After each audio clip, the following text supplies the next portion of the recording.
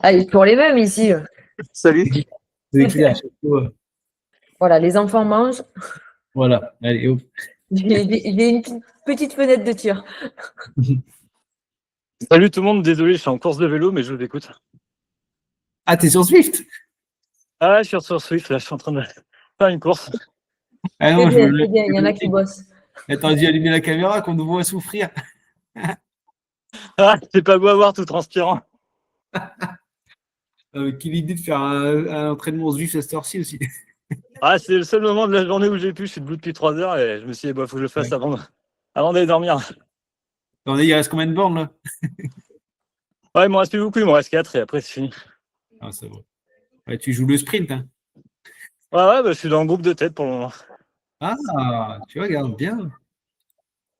Ah, il y a plus du monde quand c'est Charlotte que quand c'est d'autres trucs. Ok, on commence. Hein. Quand on est là, tout le monde va bien. Ça va, ça va. On est en forme. Attends. On peut pas mettre la. Non, je peux monter. C'est pour mettre plus grand la tête à Charlotte, mais non, ça va. Alors, on va commencer par le commencement par rapport à ce qu'on est là aujourd'hui, par rapport au thème d'aujourd'hui. Donc, c'est. Je sors juste le chien parce qu'il va gratter pour rien. Je reviens. Pardon.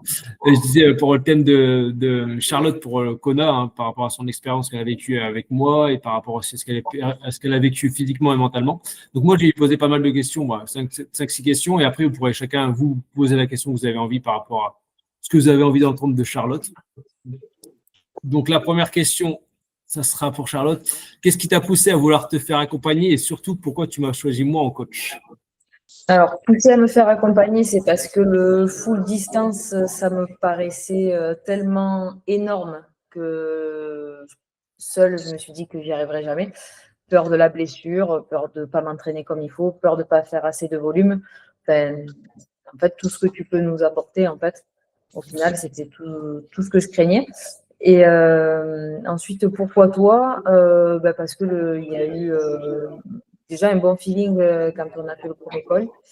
Et ensuite, une certaine confiance en fait dans ce que tu me proposais.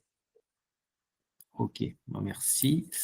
Alors après, à quel moment tu t'es dit, en fait, j'en suis capable, et comment s'est passée cette bascule entre le doute et la confiance? Alors, je suis capable, c'est arrivé quand, au moment où en fait j'ai commencé à faire vraiment des longues distances et que je voyais qu'en fait, après je passais pas mon après-midi à dormir, quoi, hein, enfin, voire la fin d'après-midi parce que je commençais le matin à faire les séances de sport, je finissais en fin d'après-midi, mais non, ça se passait bien. J'arrivais à gérer les petits, faire à manger, faire les courses quand je rentrais une fois que la douche était prise. Donc non, je me suis rendu compte que ça allait, ouais. Ok.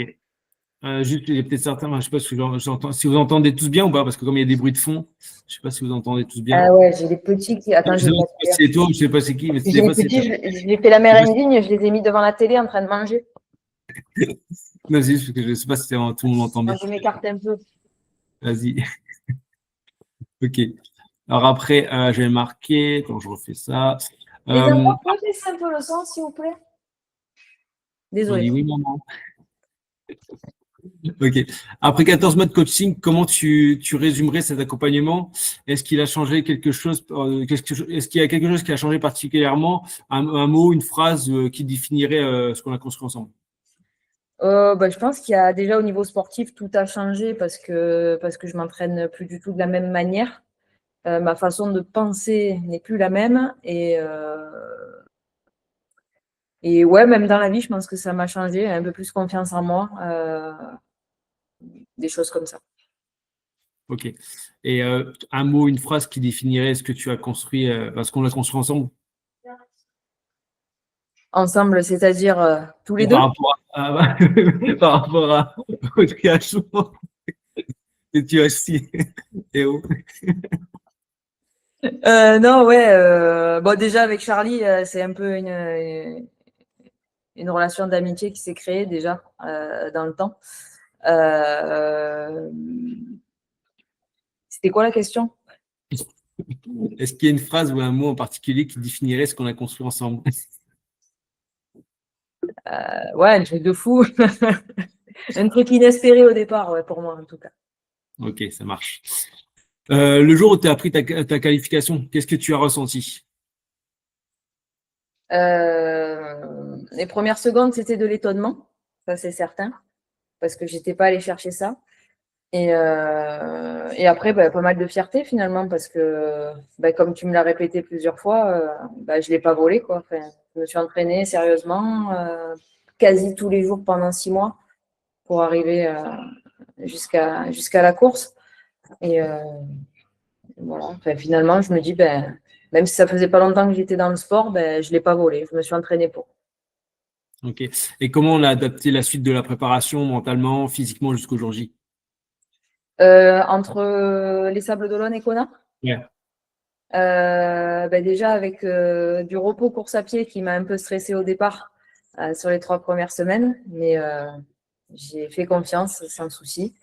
Il y a eu quand même il y a eu une grosse fatigue suite au Sables d'Olonne. Dans les jambes, ça se sentait quoi, vraiment. Enfin, la course est éprouvante, quoi. Mais j'ai réussi à continuer à m'entraîner. On a adapté vraiment le plan. Il y a eu quelques périodes de doute, notamment course à pied, mais Charlie il m'a dit après telle semaine, c'est une semaine basse, tu pars en vacances avec tes enfants et quand tu reviens, ne t'inquiète pas, les chronos vont repartir. Et croyez-le ou pas, ça s'est vraiment passé comme ça. J'ai fait une semaine très basse en vacances, plus que ce qui était prévu au départ, mais on en avait parlé avec Charlie, on avait convenu d'une semaine plus basse que prévu. Fallait surtout que je me ressource un peu mentalement et que je profite un peu de ma famille. Je l'avais pas mis de côté, mais c'est vrai que j'avais plus beaucoup de temps pour moi avec le travail et compagnie. J'essayais de tout gérer, c'était un peu compliqué. Et au final, cette semaine m'a fait le plus grand bien. J'ai suivi à la lettre ce qu'il m'a dit Charlie au final. Et la semaine de reprise, les scores étaient là, même je courais plus vite qu'avant. Tout était mieux. Les chronos étaient meilleurs qu'avant. Le cardio était mieux. Et le moral est reparti, mais à fond, quoi. Ok. Ouais, donc tout ça jusqu'au jour J. Après, est-ce que tu as un message particulier à transmettre à la team Iron Finisher qui t'écoute ce soir ou ceux qui regarderont la rediffusion? Je pense que juste la clé de la réussite, entre guillemets, en tout cas, sans parler de Kona, mais simplement de réussir un objectif comme moi j'avais pour finir les Sables d'Olonne, c'est vraiment d'être assidu et transparent sur tout ce qui est fatigue ou autre. Parce que Charlie, il est quand même là pour nous adapter les plans quand il faut. Mais ouais, c'est vraiment l'assiduité, je crois, qui a fait la grosse part de la réussite. Ok. Dis-moi, Charlotte, ce que cette aventure représente pour toi aujourd'hui. Et ce qu'elle t'a vraiment apporté en tant que femme, en tant que sportive et en tant que personne. Je le disais tout à l'heure, franchement, je crois que c'est de la fierté. Je crois que j'avais jamais dit avant, je suis trop fière de ce que j'ai fait. Là, je peux le dire, voilà. Sans penser que c'est par prétention. C'est juste, je suis contente d'être arrivée là. Je le referai peut-être jamais. C'était pas un rêve parce que c'était inaccessible pour moi. Enfin, je pensais que c'était inaccessible, donc c'était même pas un rêve, même pas que j'y pensais. Donc j'ai essayé juste de profiter au maximum de tout. Et en fait, je me suis sentie à la fois chanceuse et presque méritante, quoi, parce que j'avais bossé. Et voilà. Et dans la vie de tous les jours, ouais, non, un peu plus confiance en moi, ouais. Ok. Merci, merci Charlotte pour ces petites questions. Est-ce que vous voulez que je repose d'autres questions ou vous voulez vous poser vos questions?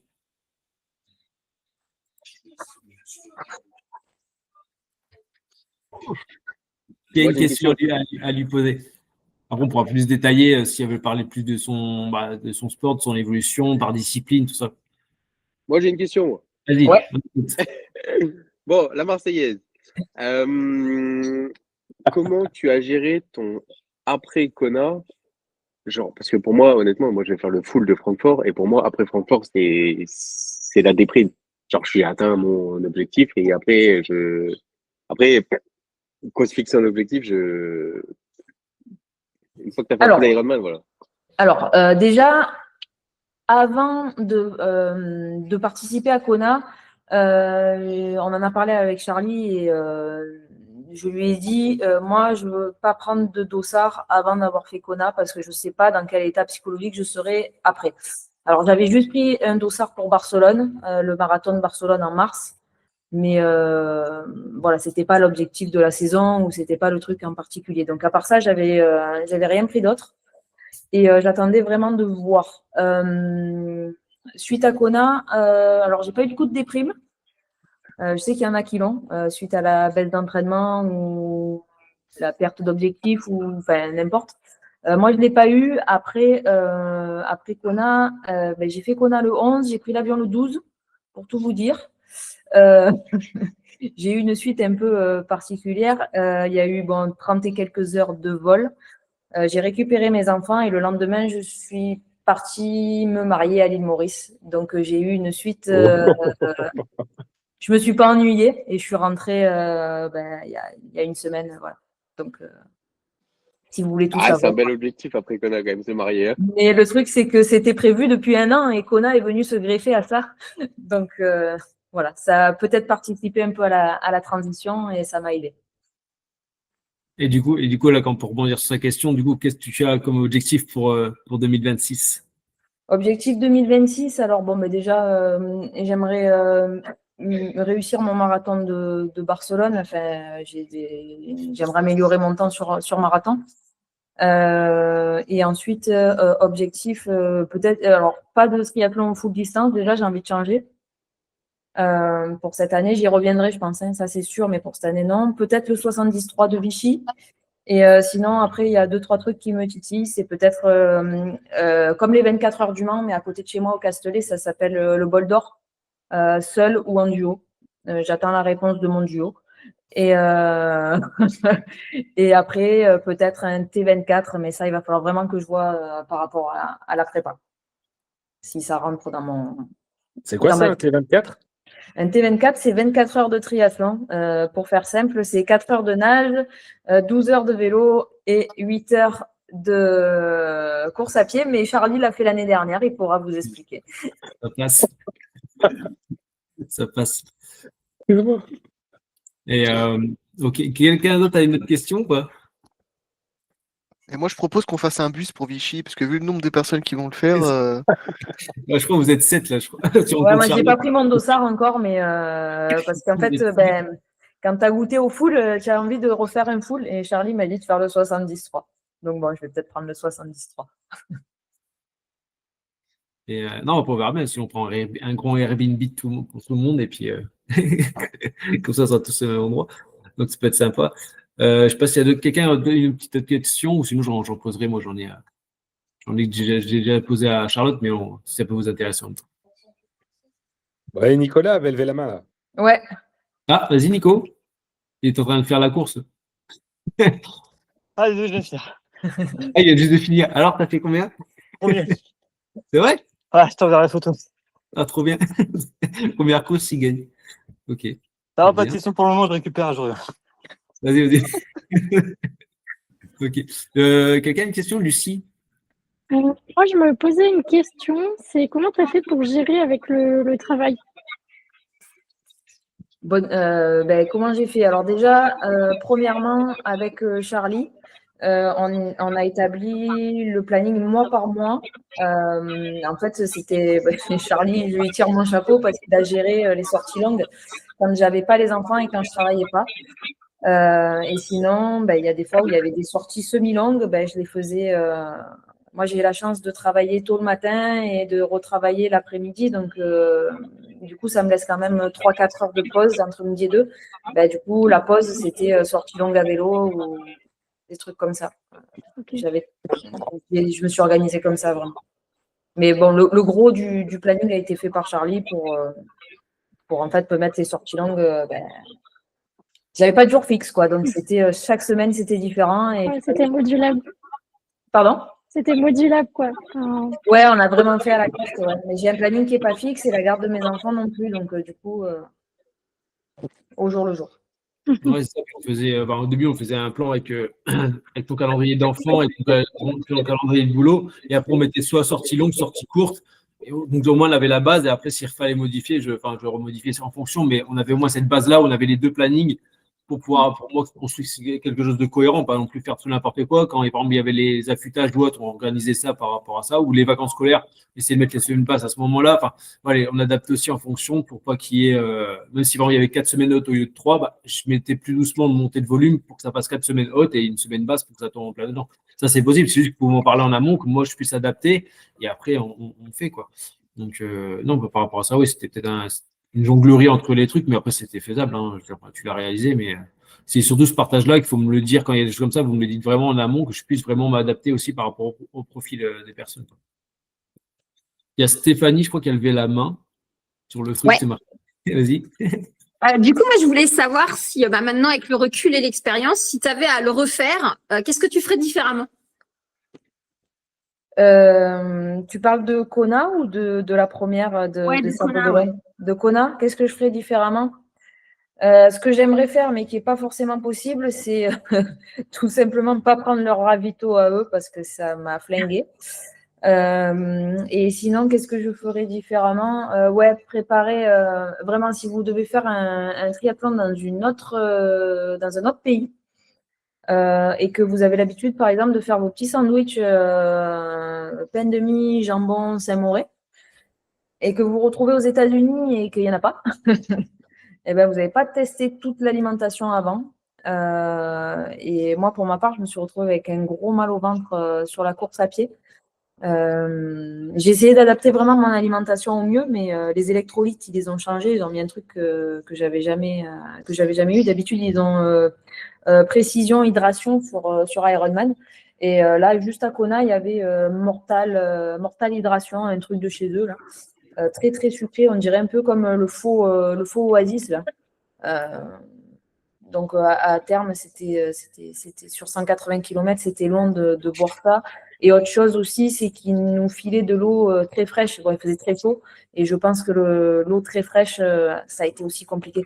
Donc, ça, c'est des trucs un peu. Je reverrai un peu mieux la prochaine fois ma nutrition. C'est un gros truc. Après, pour le reste de la course, je pense que tout avait été cadré. Par contre, le changement de pays et des habitudes culinaires, ça, j'avais pas anticipé. Ok. Et du coup, c'est quoi que tu as préféré dans toute l'expérience qu'on a? Dans toute l'expérience qu'on a, c'est vraiment un tout. C'est presque avant la course que j'ai préféré, quoi, parce que c'est vraiment Kona, c'est une espèce de grosse colonie de vacances où tout le monde est là pour la course. Il y a des petites courses qui sont organisées avant, natation, course à pied, avec les enfants, les conjoints, la famille. C'est vraiment une grosse fête. Et en fait, le jour de la course, ben, chacun est de son côté, en fait, avec les histoires de drafting et autres, donc tu vois personne. Et chacun est dans sa course, quoi. Et après, ben, le lendemain, tout le monde est à droite à gauche sur l'île et c'est fini, quoi. Donc c'est presque le avant le mieux, quoi. Mais bon, c'est vraiment une ambiance particulière à Kona. Je suis contente d'avoir fait Kona plutôt que si j'avais été qualifiée pour Nice. Je pense que c'est pas du tout la même chose, quoi. Ok. Tu as répondu à ta question, Stéphanie, c'est bon? Impeccable, je te remercie, Charlotte. C'est rien, je t'en prie. Il y a Marie qui voulait poser une question. Ouais, Oui. moi je voulais te poser une question. Est-ce que tes enfants ils t'ont reproché de les avoir un peu délaissés, les choses comme ça, par rapport à toute cette prépa? Alors, délaisser, non. Leur avoir fait faire du sport, un peu. Parce qu'en fait, en gros, ouais, ils m'ont reproché aussi de les pousser dans la voiture, de mettre mon vélo et eux en même temps pour aller à l'école le matin. Parce que fallait que je jongle, donc je partais direct en tenue de vélo, avec le vélo dans la voiture. Ils avaient la selle là. Bon. Mais non, sinon, non. Honnêtement, avec le planning qu'on avait fait avec Charlie, en fait, les enfants, ils savaient que je faisais du sport parce qu'ils me voyaient me préparer ou ranger les affaires ou avoir le vélo au milieu ou des trucs comme ça. Mais ils ne l'ont pas subi. Parce que les sorties longues, j'en ai quasiment pas fait quand ils étaient avec moi. Ou alors, ils étaient à l'école et c'était sur mon jour de repos. Et après, quand j'avais de la course à pied, généralement, on mettait ça le week-end ou les vacances beaucoup. Et du coup, ils me suivaient en vélo. Donc, ouais, ça, ils en ont eu marre au bout d'un moment. Mais bon, voilà, c'est pas méchant, non. Tout a été géré pour non, mais pour que ce soit pas comme ça. Mais c'est une question qu'on m'a souvent posée, ouais. Ah oui, non, mais parce qu'ils ont ils restent ingrats, ils ont les reproches faciles. Moi, je sais qu'ils ont beaucoup souffert de toutes mes années à la fac. Et là, ils commencent, là, quand le mardi, je commence à dire, par contre, demain matin, il va falloir aller à l'école à pied. voilà, ça prend déjà de ouais, mais c'est bon. Voilà, c'est. Après, c'est peut-être une question d'âge aussi. Moi, ils sont quand même relativement petits, donc peut-être qu'ils sont moins dans la rébellion. Ah oui, moi ils ont 14 et 17 et c'est juste l'enfer. Ouais, voilà. Moi, le petit, il a 7 ans, 7 et 12 et 11. Donc, du coup, c'est vrai que c'est pas pareil. Et Ouais. bon, après, il y a aussi que je suis en garde alternée. Je les ai en garde alternée. Donc, c'est vrai qu'une semaine sur deux, on chargeait un peu plus quand j'avais pas les enfants. Ouais. Donc, ça aussi, ça a beaucoup joué.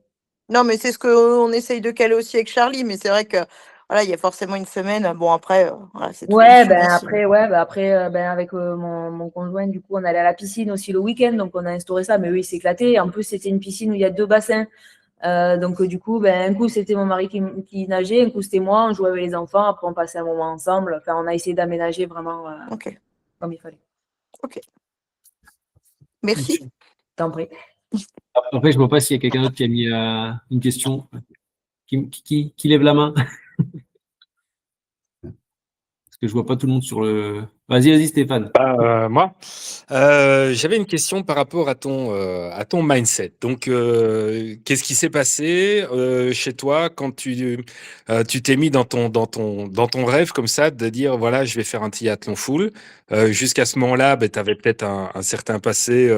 Je sais pas, peut-être que tu courais, peut-être que tu faisais déjà un peu de vélo, ainsi de suite. Mais du coup, quand tu as passé l'étape de dire je vais faire un triathlon full. Qu'est-ce qui a fait que quelque part, tu as dû te mettre dans un mindset d'athlète quelque part parce que tu dois t'entraîner tous les jours. Ça demande de la discipline, ça demande de la rigueur, c'est un mindset complètement différent. Oui. Comment tu as fait ce trip et dans quel état d'esprit tu t'es mis en fait? Alors déjà, je crois que l'état d'esprit, il a commencé avant de commencer l'entraînement. Enfin, en gros, avant de prendre le dossard, parce que même j'avais demandé à Charlie si c'était réalisable déjà pour moi, parce qu'il restait que il y avait 6 mois et demi, je crois, en fait, en tout. J'ai dit, est-ce que tu crois que c'est possible? Parce que moi, en plus, du coup, j'avais pas un gros passé sportif, hein, donc gros doute. Non, je me suis mis. En fait, une fois que Charlie m'a dit oui, c'est possible. En fait, moi, c'était vraiment un défi, voilà, comme un peu tout le monde, je pense. Quand Charlie m'a dit que c'était possible, je me suis renseignée sur le nombre d'heures d'entraînement, tout ça. Et je me suis dit, bon, maintenant, on va le faire, mais on le fait bien, quoi. Et je me suis mis vraiment dedans. C'était presque ma priorité de vie, on va dire, pendant 6 mois. Tu t'es pas posé de questions en fait. C'était instinctif, c'était clair. Ton boulot, tu le faisais, tu avais l'habitude, aucun Voilà. problème. Et Ouais. puis les enfants, bah ça va, c'est un petit peu, c'est presque rodé. Enfin, il y a toujours des imprévus, machin. Mais donc ce sur quoi tu mettais toute ton attention et tout ton focus, c'était justement faire de la place pour tes entraînements Ouais. et ton objectif. Ouais, mais voilà, oui, c'est exactement ça. Et faire de la place, en fait, tout ce qui est question de planning et autres, avant de signer j'avais déjà réfléchi au fait que ce soit possible. Et par contre, je savais que, en fait, j'avais tellement peur de ce full, de pas y arriver, que du coup, je me suis octroyé aucun entraînement à ne pas faire. Voilà. J'étais vraiment focus ça. Parce que sur la discipline, tu as fait, ouais, si on aurait fait les tableaux à ce moment-là, je pense que tu avais plus de 95% des entraînements qui ont été réalisés sur ces 6 mois. Oui, et avec la totalité à chaque fois, je ne faisais pas en partie, quoi. C'était tout. En fait, ouais, l'histoire, c'est Si je ne faisais pas un entraînement, c'est que j'étais malade et j'y allais pas, quoi. Mais sinon, c'était la totalité, ouais. Tout à la lettre. Vraiment, j'ai été très carré sur ça, ouais. Parce que si on reprend son passé sportif, donc elle avait fait Aix-en-Provence en s'entraînant, on va dire, On a fait un vélo. Voilà, à l'arrache. Donc, je l'ai récupéré après Aix-en-Provence. Donc, au bout d'un mois, elle avait fait un M. Donc, déjà ce qui était bien passé parce qu'elle avait dit je n'ai pas subi. Derrière, elle a fait Vichy en 70.3. Elle a amélioré son temps, elle s'est sentie mieux, etc. Et c'est à partir de là, elle m'a dit je voudrais faire un full. Mais entre deux, il y avait la prépa marathon.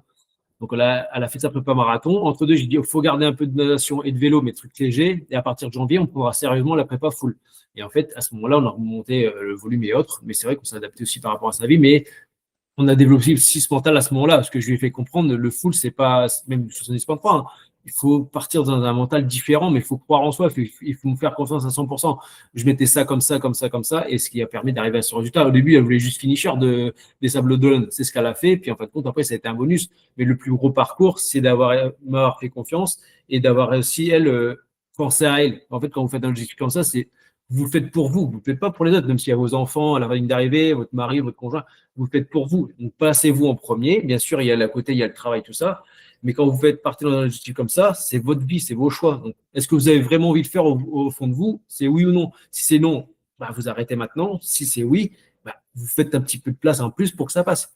Ouais, et puis il faut que ce soit vraiment cadré dans votre tête et que vous sachiez justement comment faire de la place, en fait, sans que les gens se rendent trop compte que vous avez fait de la place pour votre entraînement.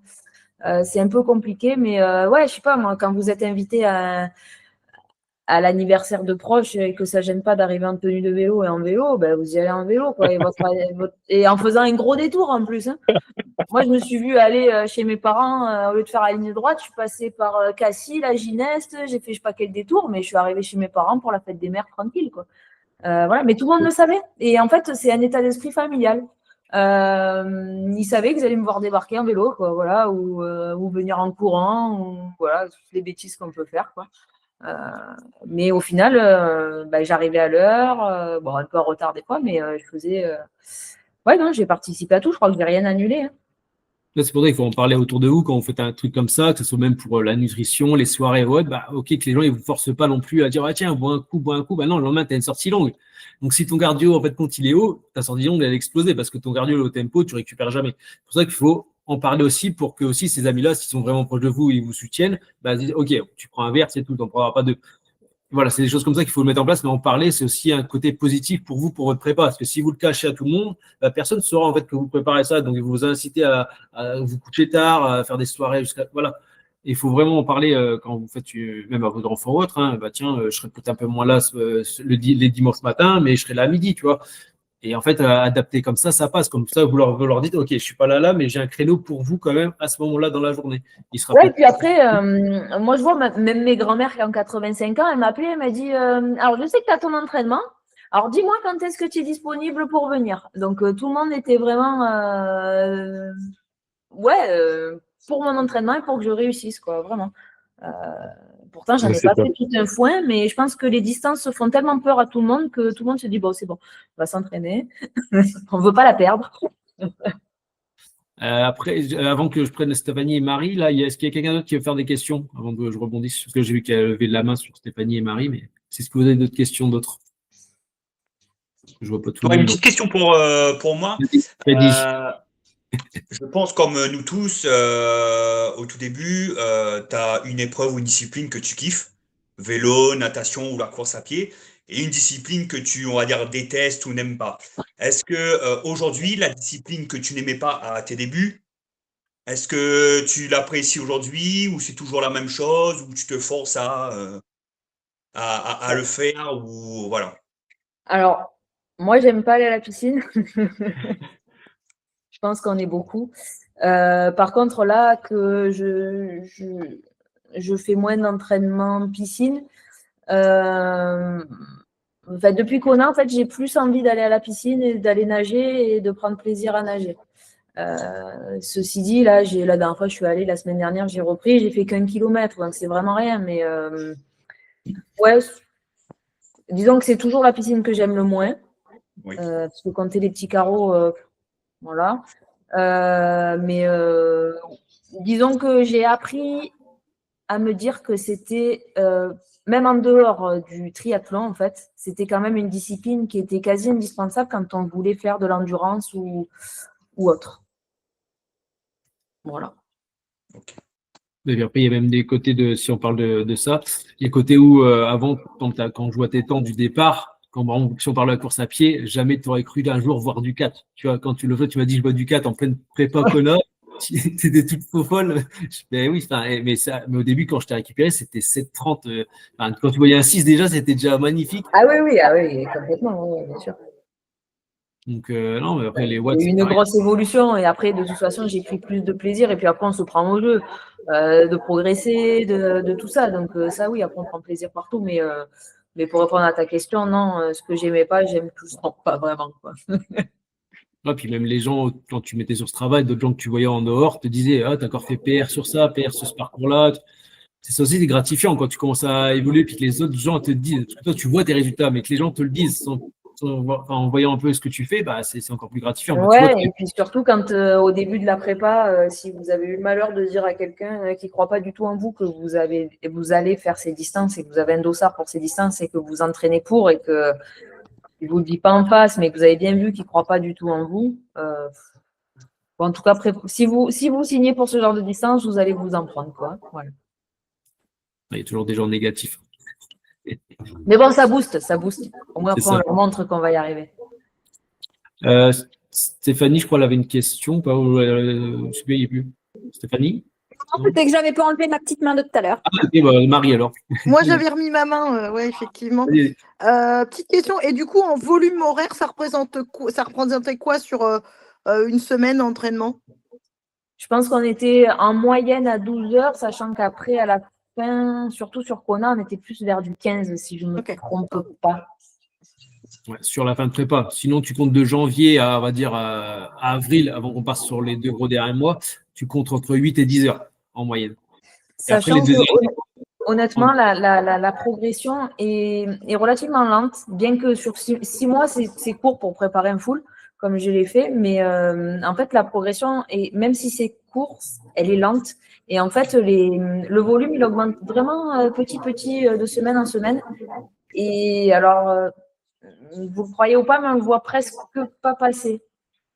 On arrive à faire des 15 heures ou voire plus semaine. Alors oui, c'est très chronophage et tout, mais non, ça s'est pas rendu compte de l'évolution. Okay. Parce qu'on a monté tout doucement en fait à chaque fois. Et quand je vous dis des fois, je vous mets des 90 km, par exemple, en sortie longue, c'est exprès parce qu'on va aller chercher le 100, 110 tranquillement. On a le temps de monter tout ça, même en course à pied. Quand vous avez peut-être 4 km au départ, quand je mets 4,5 après, 5, etc., c'est comme ça qu'en fait, vous ne voyez pas les choses arriver, mais vous allez évoluer tout doucement. Il ne faut pas être pressé. Quand tu vois déjà, il y a des gens qui arrivent, ils font 5 km et la semaine après, ils en ont 25. Tu sais ce qui va arriver par la suite. Déjà, ils vont être dégoûtés. Et puis, la blessure, elle est encore plus proche parce que c'est trop rapide pour le corps. Mais quand tu montes tout doucement les choses, bah dans 6 mois, quand vous allez vous entraîner, vous allez dire, j'arrive à placer tant d'heures, tant de volume, tant de ci, tant de ça. Ça va passer crème parce que le corps, il sera habitué. Et c'est pour ça que je vous mets vraiment tout doucement les choses et que je vous habitue à avoir une discipline maintenant. Pour après, c'est pour ça qu'au début, quand on fait 80%, c'est pas très grave. Le but après, c'est réussir à tenir tout et le corps, et puis vous allez évoluer. C'est ce côté-là où il faut être patient et c'est la clé pour la réussite. Et honnêtement, le corps s'adapte. Moi, perso, j'ai un jour sur 2 de vélo à 40 bornes. J'en peux plus. Il est temps que je recommence à courir parce que là, je suis à au moins 7 heures par semaine, dont quasiment 5 ou 6 heures de vélo. J'en peux déjà plus. Donc. Non, il ne faut pas le prendre comme ça, vraiment. Non, mais c'est parce que ça me manque de courir. Mais après, voilà, dans le sens où j'arrive à caser 7 heures dans la semaine, bon, je travaille pas beaucoup en même temps. Donc ça va. Ouais. Mais ce qui est déjà énorme, 7 heures de vélo semaine. J'en peux plus. C'est pour ça que pour parler de Marie, c'est parce qu'en fait, elle avait une blessure qui était là avant que je l'accompagne. Donc là, le but, c'est de faire partir cette blessure comme Alexis, hein, tu vois, en fin de saison, il avait un petit gène, on a stoppé la course à pied, là, il est reparti sur la course à pied, ça va très bien. Et là, je veux faire pareil, entre guillemets, avec Marie pour que cette douleur parte. Lui aussi, il avait une douleur avant, on va faire tout pour que ça parte et après, on repart sur des 3 disciplines. Et si on ne soigne pas ça maintenant, dans 3-4 mois, vous allez encore avoir la même chose, puis dans 2 ans, encore la même chose, dans 4 ans, et en fait, ça sera toujours la même chose et vous n'allez jamais évoluer. Que là, si on retire certaines choses, mais on progresse dans d'autres, ça va revenir, la course à pied. Là, en fait, c'est un maintien de la course à pied. Quand vous augmentez le vélo, vous ne perdez rien. Hein. Alexis, là, il a repris, il a exactement les mêmes temps qu'il a, enfin même mieux que ce qu'il avait il y a un mois quand on l'a coupé. Ok. Je ne sais pas, dans les autres personnes qui sont cachées là, est-ce qu'ils ont des questions? Il y a Noémie, Nicolas, Tom, après qui Thomas. Bon, moi j'avais une petite question. Ah, vas-y. Juste, du coup, en termes de avant-après, en termes de stats, parce que j'aime bien les stats.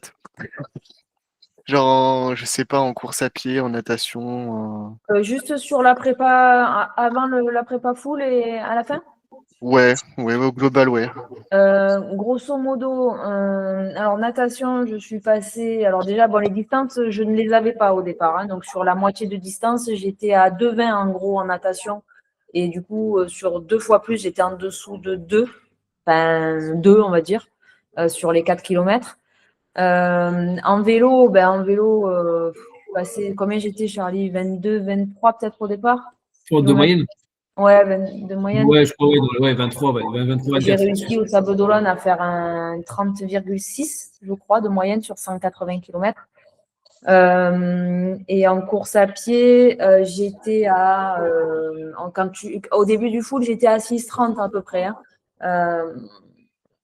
C'est ce que j'avais fait, je crois, 6,30 au marathon, je crois, de Turin, si je ne me trompe pas.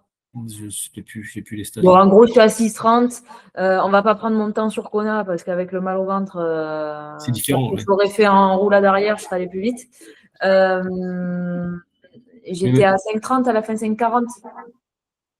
Ouais. J'ai gagné une bonne minute, quoi. Et même au tout début, si on parle course à pied, quand je t'ai récupéré, tu étais à un peu plus de 7. Et même après, là, tu me courais du 5,30, enfin 30-40 facile, quoi. Ouais, donc, c'est ça aussi qui a évolué. Le vélo en watts, il faudra que je ressorte les stats, mais c'était sur l'avant, mais en FTP, tu as carrément expliqué ta FTP. Hein, t'es palier, tu as dû sauter deux zones en un an. Et puis, ouais, en natation, ouais, de 20 a été sur 1900 mètres. Et là, dernièrement, quand tu avais fait 4002, tu avais fait une 58, un truc comme ça, ou une 55. Donc, c'est surtout en vélo, je crois que j'ai beaucoup progressé, même entre les Sables d'Olonne et Kona, parce que, en gros, j'étais à 115 watts de moyenne sur les Sables d'Olonne, sur 180 km, et j'étais à plus de 140 watts de moyenne sur Kona. Parce que après, tu fais comme un 58, hein. Attends. En kilo? Ouais, donc ça faisait 2 watts avant, okay. Puis là, tu as fait 143 watts. Là. Ouais, voilà, j'ai fait plus de 140 watts de moyenne en 2,46 watts. 5 km à Kona. En ayant fait un moins bon temps, hein, il y avait énormément de vent de 3/4 face, c'était la galère, pas de position aéro, j'y arrivais pas parce que ça poussait trop. Enfin bon, c'est le propre de Kona, mais ouais, les watts, j'ai envoyé beaucoup plus. Du coup, grosse progression, quoi.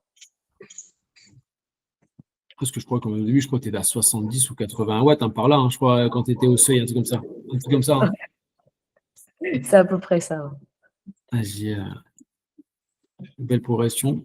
Je ne sais pas si quelqu'un d'autre. Noémie, il y a une question.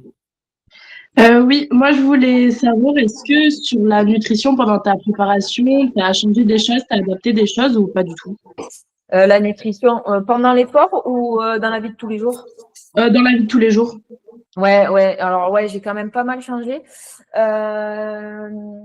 J'ai pas mangé énormément de viande rouge. Après, si j'allais au resto ou si j'étais invitée qu'il y en avait, ça me posait pas de problème. Ou de temps en temps, si j'avais envie, j'en mangeais. Mais honnêtement, je faisais beaucoup poulet, avocat, saumon. Pour tout te dire, œufs. Voilà. Et pas énormément de sucre lent. Pas vraiment beaucoup de pâtes et tout. Ce que tout le monde a du mal à comprendre. Mais non, j'avais diminué les sucres lents. Par contre, le matin, je prenais des flocons d'avoine et j'en prends toujours, j'ai gardé l'habitude, qui me tenaient bien sur la matinée, qui me permettaient d'aller nager notamment sans manger à la fin de mon boulot, à ma pause. Ok. Les flocons d'avoine le matin, alors je sais c'est spécial, hein, j'ai pas forcément aimé au début, c'est très très spécial, mais les flocons d'avoine yaourt, c'est devenu mon petit déj du matin habituel et honnêtement, c'est super bien.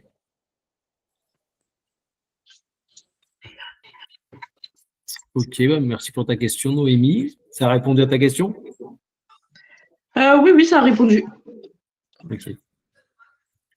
Quelqu'un d'autre a une question? Je regarde un peu. Moi, je veux savoir comment elle fait pour lire sur Home Trainer. Que j'ai essayé la dernière fois, ça me fait plus mal au cul qu'autre chose. Oui, je comprends la position, mais je te dis que quand tu fais des 5 heures de home trainer dans ton salon, quasiment une fois par semaine, à la fin, je crois que tu dois avoir de la corde en fait, je sais pas, mais ça fait plus mal.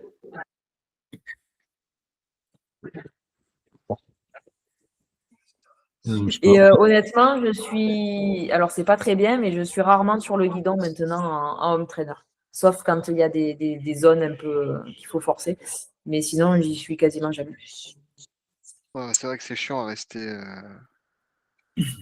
Ouais, sur le guidon. Sur Home Trainer, ouais, c'est. Ouais. Du coup, je suis tout le temps comme si j'étais assise sur une chaise. Et du coup, bah, pour lire, c'est pas très compliqué. Ouais. Ok, ok. Ok. Après, qui a pas posé de questions? Les nouveaux arrivants, Claude, et il y a qui aussi dedans? Il y a Dorian. Je crois qu'il est dedans. Dorian, il y a aussi Thomas. Moi, j'avais juste une question, désolé, j'ai rattrapé Vas-y. la visio en cours de route. J'ai pas entendu, Charlotte, le temps que tu as mis sur la totalité de ton épreuve. Ça a été quoi tes temps en nage, vélo et À Kona? course à pied? Ouais, à Kona. À Kona, alors vraiment, ça a été. Alors, natation, je sais, j'ai même pas les temps. J'ai dû mettre un peu plus d'une heure, 24 en natation, je crois. C'est la première fois de ma vie que j'ai eu la nausée pendant que je nageais. On m'avait dit que c'était possible, j'y croyais moyennement. Mais avec la houle, il me languissait vraiment de sortir de l'eau. Les photos, c'est qu'ils te prennent, là, les photographes, j'étais grise à la sortie. Les cernes et tout, franchement, j'ai jamais été comme ça en nage. Hein. Sinon, ça m'est déjà arrivé sur un bateau ou autre, mais en nage, c'était très compliqué. En vélo, j'ai mis 6 heures, combien, je sais plus, 6 heures. Alors, 6h38. Alors, moi, j'ai été de 11 en natation, au 100 mètres. Après, tu as fait. De 11, ouais, franchement, je suis contente, ça fait un bon temps parce que. De 11, ouais. Vu la galère que c'était. Transition 1, 5h46. Et après, tu as fait 6h38 en vélo. 6h38, ouais, c'est ça. J'ai mis 27 de moyenne, je crois. C'est en miles, alors c'est 16,93, mais c'est en miles. Ouais, c'est compliqué. J'ai perdu l'habitude des miles. 27 aussi, j'avais regardé, tu avais fait, ouais, ça devait faire 26, 27. Je crois 27. Ouais, 27 voilà. Et chose. Avec 140 watts. C'est ça, après les watts, je n'ai pas là, mais ouais, après 140 watts. Et j'avais mis 5h55 au Sable d'Olonne à 115 watts. Donc, comme quoi, le vent, ça fait bousiller des watts. Ouais, c'est ça. Ouais, parce que oui, tu avais envoyé moins de watts, tu avais fait plus rapide. Et après, en marathon, Qatar. Combien j'ai fait 6 heures et quelques en marathon. C'est presque ça. Après, marathon, attends, je suis pas là. Ah ouais, je sais pas, j'ai 11 trucs.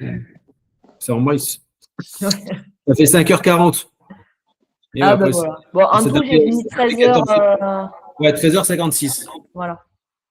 Avec la chaleur, de tout ça, sachant qu'elle avait fait 12h28 au Sable d'Olonne, quoi. Et en étant encore moins puissante, en fin de compte. Tu aurais la même puissance que tu as là. Au Sable d'Olonne, ouais. Ah, mais si j'avais fait 140 watts au Sable d'Olonne, ouais, j'aurais gagné je sais pas combien de temps encore, ouais. Donc, il n'y avait pas eu un problème sur une transition?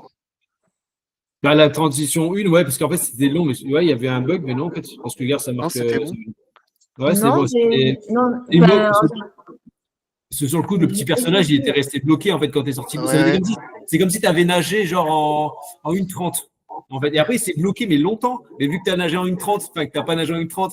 Ah, ben, c'est sûr que la transition, elle a dû durer longtemps, alors. Elle a dû mettre son badge, là, elle a dû le donner au premier, puis après, elle a dit, vous me le posez quelque part. Ah, il ne faut pas le dire, ça, il ne faut pas le dire. Ouais, je dis, bah merde, j'ai déjà arrivé, fait une nage 2 fois, elle n'a jamais nagé comme ça. J'ai pris la vague. Ah ouais, soit je dis, ouais, bah, ça nage bien, elle est bien et tout, mais ça me faisait quand même beaucoup. Je dis, bon, 1:30, c'est quand même beaucoup, là. Tu m'aurais fait une 50, allez, une 45, ok, là, mais une 30, ouais, j'ai jamais fait. Ok. Dominique, t'as encore une question? C'est la main que tu avais levée tout à l'heure.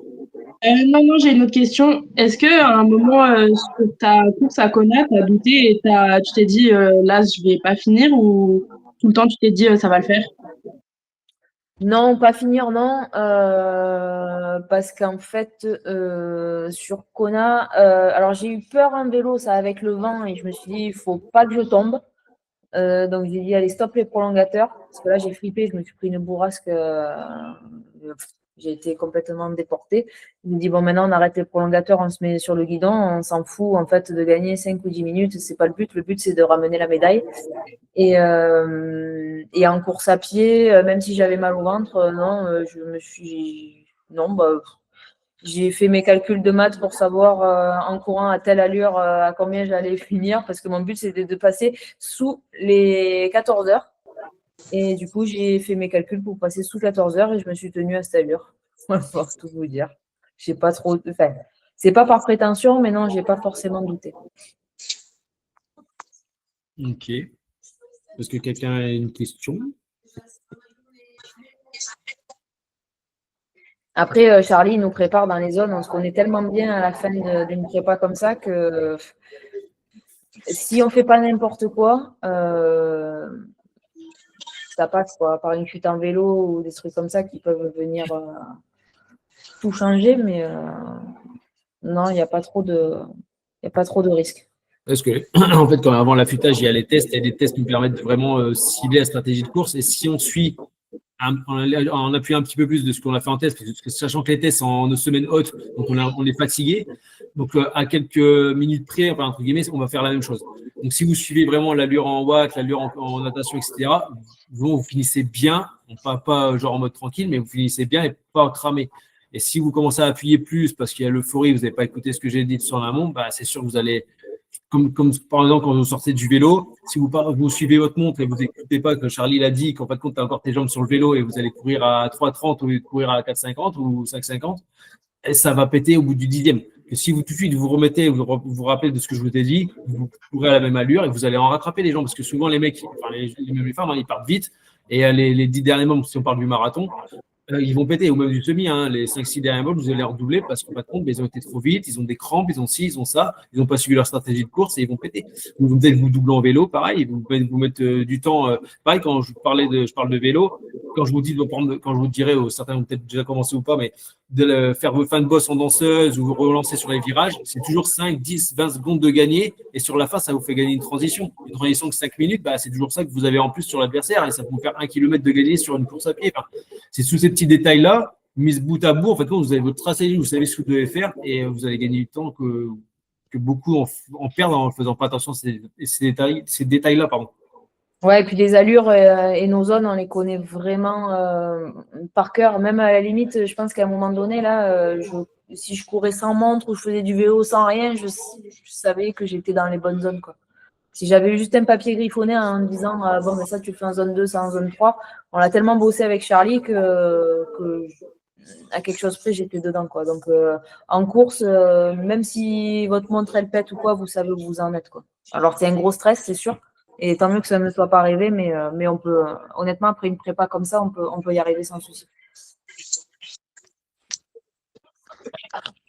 Ok. Est-ce que quelqu'un a encore une question? Freddy? Non? Lucie? Claude? Ouais. Merci beaucoup de répondre à nos questions, Charlotte, c'est cool. Moi, je suis toute novice, enfin, j'ai fait un triathlon à AS, tu vois, donc vraiment très loin. Au niveau matériel, au niveau technique, j'imagine que tu as progressé aussi pendant toute cette phase d'apprentissage. Est-ce que tu peux nous expliquer un petit peu? Alors, bon, si tu as changé du matériel, par exemple, tu vois, les prolongateurs. Je change de chaussures quand elles sont abîmées, mais voilà, je ne suis jamais passée sur du carbone ou des trucs comme ça. Donc, voilà. Natation, j'ai changé mon maillot. Non, sinon, en vélo, moi, j'avais acheté, donc, un an avant, j'avais acheté un vélo d'occasion sur le Bon Coin. Mais qui me convenait très bien, très très léger en carbone, 6,8 kg, je crois, un truc de fou, au top. Le seul truc, c'est qu'il avait les freins à patins et que je devais faire l'Ironman au Sables d'Olonne. Et les Sables d'Olonne étant réputés pour être une région et une ville où il pleut souvent, et les freins à patins étant pas très bien réputés, eux, sur les terrains glissants, quand il y a la pluie. En fait, mon mari m'a offert un vélo avec les freins à disque parce qu'il avait peur que j'ai un souci sur la course avec mes vieux freins à patins. Donc, c'est ce qui a fait que j'ai changé mon vélo et j'ai pris un vélo. Alors, j'ai exactement un Canyon Aerode CF SLX 8. C'est un vélo qui n'est pas typé triathlon, mais qui est aéro, et sur lequel on peut fixer un prolongateur qui est le même que sur les CFR, qui sont les vrais vélos de triathlon. Donc, en fait, c'est un vélo un peu hybride Où là, par exemple, vu que je compte plus trop faire de triathlon dans les mois qui arrivent, là, je l'ai remonté, là, je l'ai sorti de la valise, le vélo, et je l'ai remonté en route classique. J'ai plus mis les prolongateurs. Voilà. Mais en fait, si j'avais été seule, je n'aurais pas changé mon vélo. Déjà pour une question de budget, parce que je n'avais pas le budget à mettre là-dedans, et parce que en fait, j'aurais même pas pensé aux questions des freins à disque. Après, on est des femmes, donc j'aurais mis 2 prolongateurs fixés dessus et c'était réglé, quoi. Voilà. Après les chaussures et tout, oui, j'avais changé ma paire de chaussures parce que je savais que j'allais beaucoup rouler et que la mienne était un petit peu mal adaptée. Donc j'avais changé ma paire de chaussures, mais bon, après moi je me prends pas trop la tête sur tout ça. J'avais acheté sur Vinted une paire de chaussures, quoi, voilà. Moi, ce que là, quand je vais regarder un truc, attends. Sur Strava, parce que si on compte au niveau de tes paires de chaussures, à peu près une paire de chaussures, après c'est marketing, hein.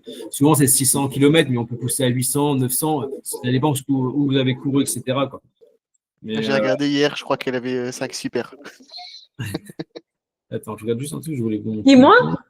Ouais. Ouais, Je sais mais pas pourquoi j'ai regardé ça. Ils sont au placard, ouais. En gros, à 500, je change et après je les mets pour aller marcher quelque part ou quoi, voilà. Parce que là, regarde, si on regarde depuis janvier, en termes de volume, ce qu'elle a eu, hein, donc si on parle en kilomètres, en vélo, elle a fait presque 7000 bornes. En course à pied, tu es proche des 1000. Et en natation, tu as 66 heures de natation. Ça fait 187 000 mètres ça fait 187 km, quoi, de natation. Ça, c'était pour full, on va dire, si on enlève un petit peu, parce que sur la fin de prépa, il y a eu pas mal de bornes, mais le plus gros, voilà, ça fait à peu près ça quand tu. Ouais, j'ai changé. J'ai acheté quoi? Ben oui, j'ai acheté une paire pour un peu avant les Sables d'Olonne parce que la mienne était bien usée.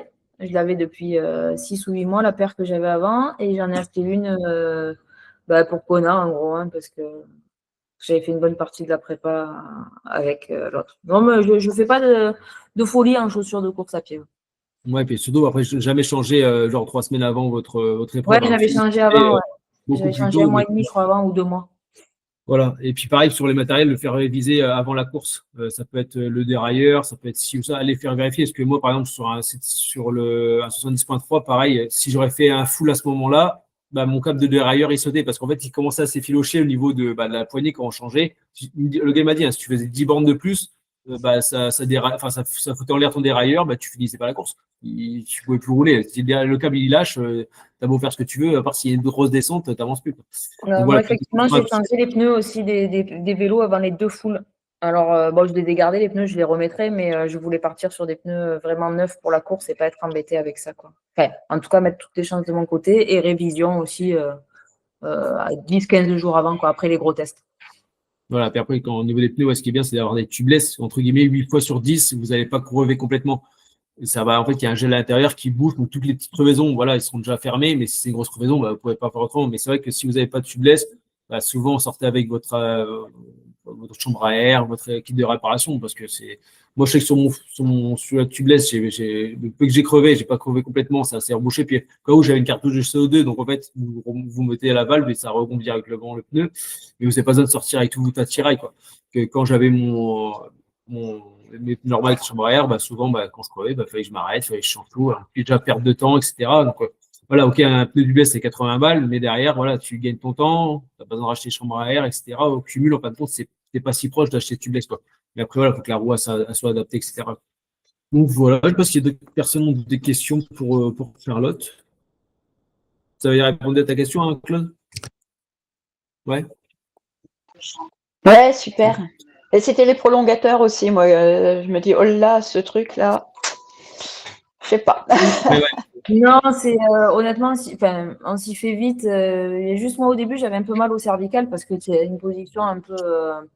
Je pense que c'est des muscles à travailler, en fait, hein, comme tout. Hein, donc, au début, tu restes 5 minutes et puis à la fin, je restais, je sais pas, sur 7 heures de vélo, je devais rester 6 heures sur les prolongateurs, quoi. Ah ouais, c'est ça, en fait, au début, quand tu les as eu, je te l'ai dit, au début, on fait des sorties, je te dis, essaye de faire 5 minutes, 10 minutes, etc.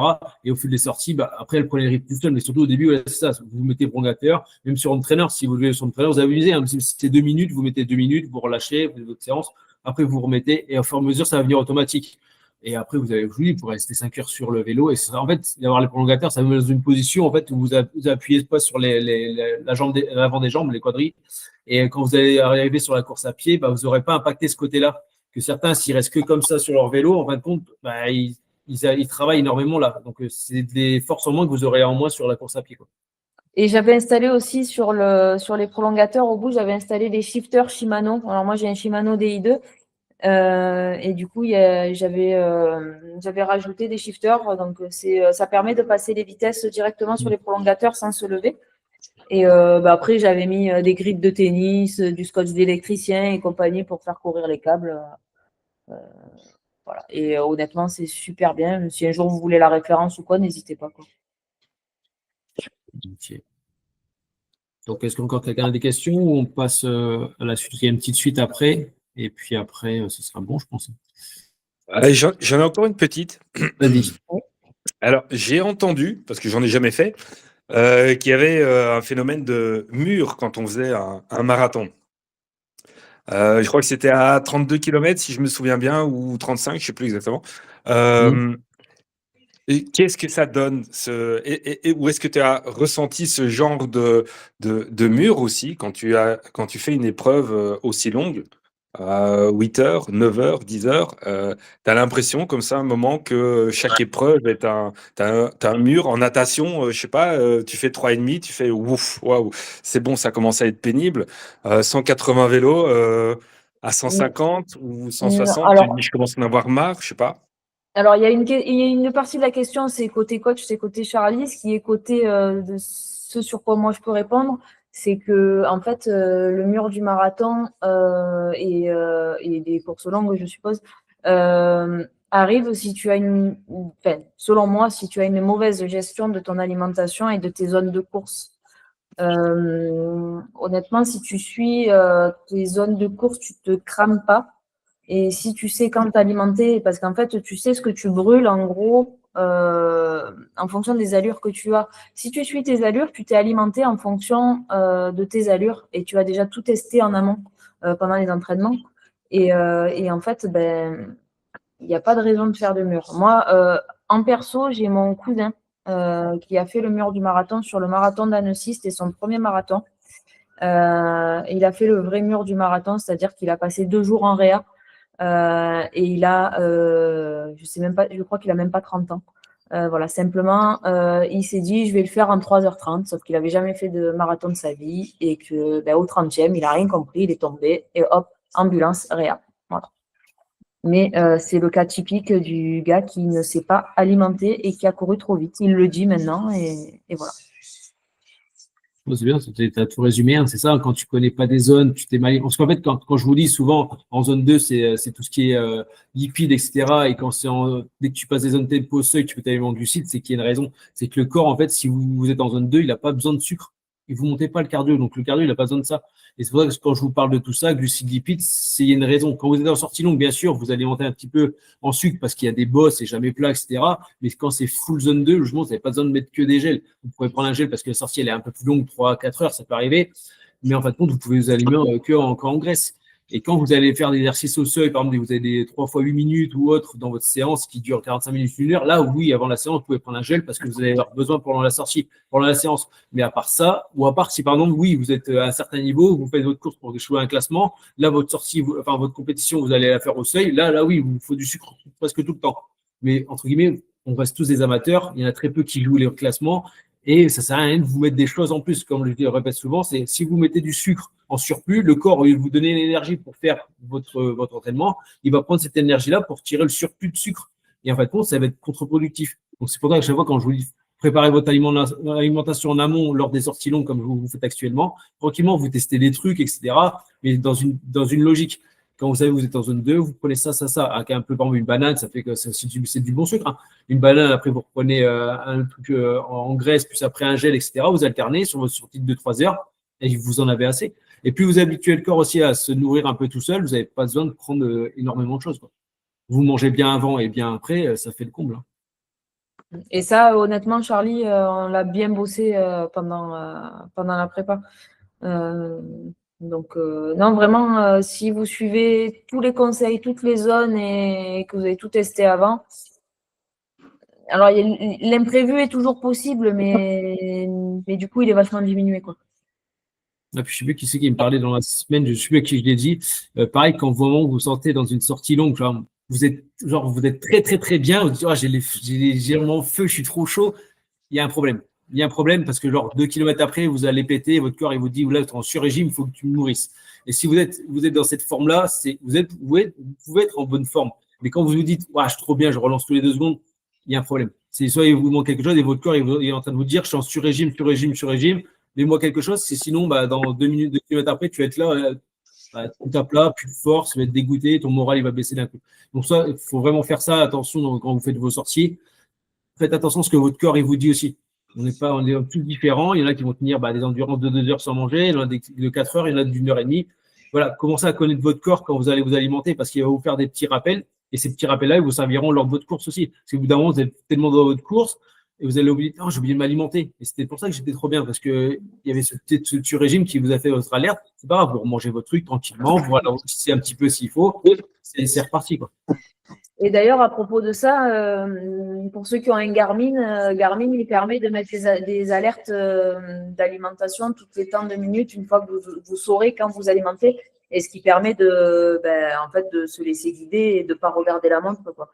Donc moi, je sais que je crois que j'avais mis toutes les 10 minutes boire de l'eau et toutes les 20 minutes manger. Et je m'étais fait un tableau des glucides, de tout, pour les étaler pendant la course. Enfin, bref. Si quelqu'un a des questions, moi après je peux vous répondre en perso si un jour vous avez des questions, mais ouais, tout est vraiment cadré, quoi. Et il y a plein d'électronique qui peut vous aider en plus. Et après, savoir de vous connaître, vous allez me dire, vous allez même engueuler votre GPS, vous allez dire, mais c'est bon, je l'ai pris mon truc, ça sort 5 minutes avant, ou genre 5 minutes, enfin, vous êtes vraiment presque pile poil avant que l'alarme elle sonne, vous allez dire, ok, là je sais. Et en fait, c'est une habitude que vous allez prendre, et c'est des petits détails, mais accumulés avec plein de petites choses que je vais vous dire dans la prépa, vous allez voir, vous allez déjà kiffer vos entraînements, et le jour J, vous allez dire, c'est passé tranquille, que 6 mois ou 9 mois avant, vous allez dire, mais jamais j'aurais pu passer ça, quoi. Juste pour le côté thème du mois prochain, est-ce que vous avez un thème que vous voudriez discuter ou qui n'a pas été abordé ou un truc qui vous passe par la tête? Je suis preneur. Moi, j'aimerais bien la nutrition. Ouais, je vais redemander à Nicolas parce que du coup, il va pas mais la nutrition, comment bien s'alimenter en vélo, parce que j'ai commencé à acheter les gels justement, et c'est vrai que c'est un peu compliqué pour moi de savoir comment bien doser comment bien manger sur les sorties longues, je veux dire, comme j'en ai à faire. Ok, sinon, ouais, on fera un thème, ça peut être un thème qu'on peut, même moi, j'apporterai mes connaissances là aujourd'hui, même Charlotte, elle pourra se lier à ça. Mais après, voilà, si aussi vous avez d'autres thèmes à mettre en route, on peut planifier un thème différent, que ce soit sur peut-être un matériel. Enfin, après, il y aurait un nouveau matériau qui vient de sortir, on aurait pu en parler. Hein. Comme je disais, un jour le DI3 il sort, je ne sais pas quoi. Hein. ça peut être ça. Mais voilà, n'hésitez pas à m'envoyer si vous avez une idée de thème qui vous passe par la tête. Comme ça permet de mettre les mots suivants sur un autre thème. Je pense que voilà, on a fait le tour de Charlotte par rapport à Kona. Après, j'espère que ça vous a plu. Vous avez passé un bon moment. Après, de toute façon, là, je vais refaire un résumé comme d'habitude. Je le remettrai dans le guide, la Bible de l'athlète, là où je vous mets tous les guides, etc. Et puis voilà. Après, il y aura aussi qu'on va mettre en place avec Charlotte. Ce sera donc on va mettre les éducatifs, mais c'est Charlotte qui va faire la nage et moi je vais commenter sa nage. Comme ça, si elle fait des bêtises, mais ça vous mettra moins les éducatifs où vous verrez vraiment Charlotte faire. Mais comme ça, au moins, on aura les bons trucs. Donc, je l'engueulerai si sa main n'est pas mise correctement et autres. Mais pareil, quand vous avez vos séances de natation, n'hésitez pas à me les envoyer. Si vous avez quelqu'un qui peut vous filmer, là, coup, je l'avais fait, je crois que c'était avec Fabrice. J'avais on avait travaillé ça, j'avais regardé avant, et après, on avait fait un call tous les deux où j'avais analysé sa nage et j'avais dit, fais ça, rectifie ça. Donc, si quelqu'un peut vous filmer, moi, je suis preneur, hein, vous m'envoyez ça et j'analyse et après, on fait un call ensemble et je vous dis, j'ai checké ça. Et ça vous permettra peut-être de rectifier votre nage en plus des exercices que je vous donne. Oui. Marseillais. Bon, alors ça, il faudra que vous m'expliquiez comment vous arrivez à faire rentrer une caméra dans une piscine. Parce que moi, j'ai essayé une fois et je me suis pris une grosse remarque de la part du maître nageur, genre, qu'est-ce que t'es là, qu'est-ce que tu essaies de faire, gros pervers, quoi. Donc je fais, ok, ça va, c'est bon. Ça, c'est vrai. Mon mari a essayé de me filmer une fois, il s'est fait remballer aussi. Ouais. Ah, ils interdisent maintenant pour le droit à l'image, enfin, soit avec des enfants qui soient dans l'eau ou autre, mais bon, dans les grands bassins, souvent, il n'y a pas les enfants. Mais, bon. Mais ouais, ça dépend les piscines. Soit tu te mets en accord à des fois avec quand il n'y a personne, à des horaires où il n'y a personne. Tu demandes juste de faire 2 longueurs, tu te mets sur la ligne où vraiment côté contre le mur ou pas, tu sais, tu te mets là, tu dis, vous pouvez me filmer, enfin, même lui, tu peux lui demander si tu peux te filmer juste un aller-retour en ne filmant que toi. Moi, ça me suffit. En fait, sur 2 allers-retours, je vais voir si ta nage allait rectifier ou pas. Enfin, s'il y a des choses à modifier. Mais je pense qu'après, il n'y a que comme ça, vous pouvez faire. Parce qu'il y a des piscines, moi, je sais que vers chez moi, c'est pareil. Je peux pas le filmer, à part si c'est en eau libre. Mais après, c'est différent. En eau libre, tu as les vagues, t'as pas les mêmes repères. Mais voilà, si vous avez. On voit moins loin, surtout. Hein, C'est ça. Après, ouais, pareil, sur les nages en libre, on leur parlera au moment qu'il faut. Mais dès qu'on va passer au période où il fait un peu plus chaud, on ira je vous mettrai des séances en eau libre où on travaillera plusieurs choses, étape par étape. Je ne vais pas vous dire de faire 1500 mètres directement, parce qu'il y a les peurs, il y a des choses comme ça va avoir bien se repérer, mais ça, on va travailler. Les sorties de l'eau aussi, voilà, c'est des petites transitions. Des fois, ça peut être 400 mètres de nage, ressortir avec 100 mètres de course à pied et retourner dans l'eau. Voilà. Il y aura des choses comme ça qui seront mises pour habituer le corps tout doucement, puis s'habituer à pas voir le fond, suivant où vous allez nager. Ça peut être en mer aussi de s'habituer aux vagues. Ça dépend de triathlon aussi que vous allez choisir où c'est. Par exemple, si c'est Deauville, il y a les vagues. Si c'est, je sais pas, Vichy, il y a peut-être moins de vagues. Voilà, c'est tout ce côté-là où on va travailler par la suite sur cette peur-là. Mais vous n'hésitez pas à m'en parler. Vous me dites, Charien, par contre, j'ai très peur de l'eau en eau libre. Voilà, on va en discuter. On va travailler aussi le mental par rapport à ça. Il y a plein de petits repères à faire, psychologiques aussi. Ça soit même sur les 3 disciplines. Je vous dis à chaque fois, partagez-moi vos choses qui vous mettent des doutes. Et moi, quand je vous le dis à chaque fois, c'est que les doutes, ils ne s'installent pas, en fait. S'il y a un doute dans quelque chose, vous m'en parlez, ou il y a un truc qui est arrivé dans votre vie, vous m'en parlez, même si ça reste que entre nous. Moi, je n'irai pas le dire à personne. C'est surtout, voilà, je saurai pourquoi cet entraînement a été raté, ou pourquoi, en fin de compte, vous les avez loupés 3 entraînements de suite. Et si je ne le sais pas, je ne peux pas comprendre. Et moi, après, je vais dire, en fin de compte, elle ne s'entraîne pas parce qu'elle n'a pas envie. Ou voilà, c'est juste côté, vous me le dites et on adapte. Des fois, il peut y avoir des choses négatives qui arrivent en vie, comme tout le monde, on est tous des humains, il y a des hauts débats. Le but, c'est vous de garder sur la même ligne droite et pas vous lâcher quoi qu'il arrive. Il y a eu Nicolas qui s'est blessé, qui est tombé d'un étage il y a 5 semaines. Là, il refait ce sport nickel. On a retravaillé. Par exemple, il ne pouvait pas courir. On a pris plus natation et après, là, on a repris vélo tout doucement. Il y avait aussi Dorian qui avait fait une chute pareil au niveau de son épaule et il était blessé. Alors, on avait gardé un peu le vélo. Voilà, toutes les choses-là, on adapte en fait. Et dès qu'on peut avancer, on avance correctement, quoi. Donc voilà, je pense que je ne sais pas si quelqu'un d'autre a des questions par rapport à d'autres choses, ou sinon on va se laisser là-dessus. C'est bon? Vous êtes tout calme. Vous discutez plus dans le groupe. Non, mais c'est bien, ça se passe bien, tout le monde s'entend bien et tout le monde évolue bien, donc je suis content. Donc, même s'il y en a qui n'ont pas toujours tous les entraînements, etc., mais ça se met petit à petit. Je sais bien, il y en a qui arriveront toujours à faire toujours 7 sur 7, toujours 6 sur 7, et il y en a qui en feront 4 sur 7, mais c'est pas grave. Le but, c'est de trouver cet équilibre-là par rapport à vos vies de chacun. Vous avez carrément des vies différentes, et le but, c'est vraiment de se trouver un équilibre. De quoi, Alex, il avait la main? Dis-moi. Ouais, donc vous m'entendez? Ouais, c'est bon. Donc je disais, est-ce qu'on fait, chacun fait une conversation genre avec toi et Charlotte sur WhatsApp et genre on fait un truc à 3, ou genre on envoie juste un message à Charlotte séparé? Non, moi j'ai pas besoin d'être dedans, je vous ai déjà séparément, donc c'est plus vous envoyez un message à Charlotte, voilà, juste côté-là, j'ai déplacé ça ou autre, quoi. Ok. Ou, par exemple, vous lui envoyez même j'ai pas pu faire ma séance, ou je sais pas quoi, Charlie me l'a retiré, parce qu'en fait, on ne peut pas la décaler parce que ça rapproche trop de d'autres épreuves. Voilà, un petit message, c'est tout. Après, vous pouvez avoir des conversations avec Charlotte, il n'y a pas de souci. Mais c'est question de ce côté-là. Moi, je n'ai pas besoin de lui redire, parce que des fois, il faut que je me rappelle de toutes les conversations. Sur ces points-là, moi, on fera un récap. Même moi, si après, j'analyse toutes vos semaines, elle va me dire, tiens, il a fait que 40%. Ou sur 6 mois, comme ça, même vous, sur l'évolution, vous allez dire, oh, j'ai bien progressé. C'est normal, tu as fait 80% des entraînements. Mais celui-là qui me dit, ouais, en fait, j'arrive pas à progresser, mais peut-être parce que tu as 30 ou 40% sur 6 mois. Donc, c'est peut-être pour ça aussi que tu ne progresses pas. Et comme ça, peut-être ça va vous permettre de vous dire, ah, OK. Donc, il y aura donc à chaque fois, vous envoyez toutes les semaines individuellement votre petit débrief. Enfin, moi, je lui ferai le débrief, elle le notera dans un petit mail. Et après, vous aurez aussi l'image de tout le monde. Donc, vous verrez, tiens, un tel, il a fait 7 sur 7 ou 6 sur 7. Comme ça vous permettra de vous dire, OK, lui, il arrive à faire ça. Moi, je vais essayer de faire pareil. Le but, c'est vous tirer vers le haut. C'est pas pour vous dézinguer un par un. C'est surtout, voilà, voir qu'en fin de compte, vous êtes tous pareils, vous êtes tous commencé à même niveau. Il n'y a personne qui me fait des temps à 3,40 ou qui nage en 1,50, enfin en 1,30 ou autre. Donc, Vous êtes tous pareils. Le but, c'est que vous tous vous tirez vers le haut et atteindre votre objectif ensemble, quoi. Donc voilà. Donc passez une bonne soirée. De toute façon, je ferai un enregistrement. Enfin, je l'ai fait enregistrement. Je referai si je coupe quelque chose, s'il y a besoin de couper, sinon je le mettrai directement dans la Bible de l'athlète. Puis regardez bien les guides, hein, souvent, si vous après, vous pouvez les regarder. Si vous avez des questions, vous venez vous m'envoyer un message. J'ai pas compris ce guide-là, enfin, cet endroit-là, ou des questions sur le matériel, etc. Pareil, vous m'envoyez. Bon, je sais que vous me l'envoyez à chaque fois, mais c'est un petit rappel. Voilà, n'hésitez pas, on est là pour échanger. Si vous n'échangez pas, je ne pourrais pas savoir ce que vous avez besoin ou pas, ou ce que vous n'avez pas compris. Donc, envoyez votre petit message. Je vous répondrai à chaque fois. Et puis voilà, tout se passe bien. Bon, allez, passez une bonne soirée. Et puis. Et surtout, ici, c'est Paris et pas Marseille. Allez, l'OM. Marseille. C'est pour qui, toi? L'OM. Marseille. C'est son pyjama, parce qu'il a interdiction d'aller à l'école avec les habits de l'OM. Okay.